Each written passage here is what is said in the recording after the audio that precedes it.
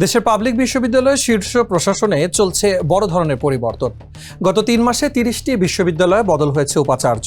এর বাইরে নতুন করে নিয়োগ দেওয়া হয়েছে প্রো ভিসি ও ট্রেজারার। তবে প্রশ্ন উঠছে, এই পরিবর্তন কি প্রশাসনিক সংস্কারের অংশ, নাকি আবারও শুরু হচ্ছে দলীয় বিবেচনায় নিয়োগের ধারা? বিগত সরকারের পতনের পর আন্দোলন ও চাপের মুখে অনেক বিশ্ববিদ্যালয়ের ভিসি, প্রো ভিসি সহ শীর্ষ কর্মকর্তারা পদ ছাড়েন। এরপর যাচাই বাছাই শেষে অন্তর্বর্তী সরকার বিভিন্ন বিশ্ববিদ্যালয়ে নতুন নিয়োগ দেয়। কিন্তু নতুন সরকার দায়িত্ব নেওয়ার পর সেই নিয়োগেও শুরু হয়েছে পরিবর্তন। ইউজিসি তথ্য অনুযায়ী দেশে বর্তমান পাবলিক বিশ্ববিদ্যালয় 59টি। এর মধ্যে ইতোমধ্যেই 30টি বিশ্ববিদ্যালয়ে নতুন ভিসি নিয়োগ দেওয়া হয়েছে।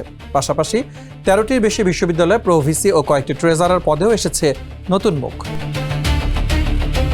নিয়োগ পাওয়া কর্মকর্তাদের অনেকেই 4 বছরের মেয়াদ পূরণের আগেই পদ হারানোর আশঙ্কায় রয়েছেন। কেউ কেউ সরকারের নীতি নির্ধারণী পর্যায়ে গিয়ে নিজেদের কাজ ও অর্জনের তথ্য তুলে ধরছেন। অন্যদিকে নতুন করে পদ পেতে অনেক শিক্ষকও শুরু করেছেন তদবির। তবে এসব নিয়োগ নিয়ে উঠেছে নানা প্রশ্ন। অভিযোগ রয়েছে, অনেক ক্ষেত্রে একাডেমিক যোগ্যতা ও প্রশাসনিক দক্ষতার পাশাপাশি রাজনৈতিক পরিচয় গুরুত্ব পাচ্ছে। এমনকি বিতর্কের মুখে এরই মধ্যে 2 জন ভিসির নিয়োগ বাতিল করেছে সরকার।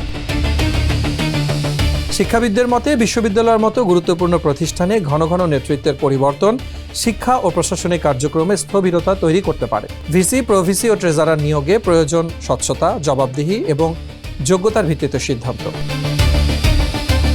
সার্বিক বিষয়ে শিক্ষামন্ত্রী ডক্টর আ.ন.ম এহসানুল হক মিলন সম্প্রতি এক সংবাদ সম্মেলনে বলেছেন, কাকে নিয়োগ দেবে সেটা তো সরকারের একান্ত বিষয়। তবে আমরা সবকিছু দেখে বিশ্ববিদ্যালয়গুলোতে ভিসি নিয়োগ দিয়েছি।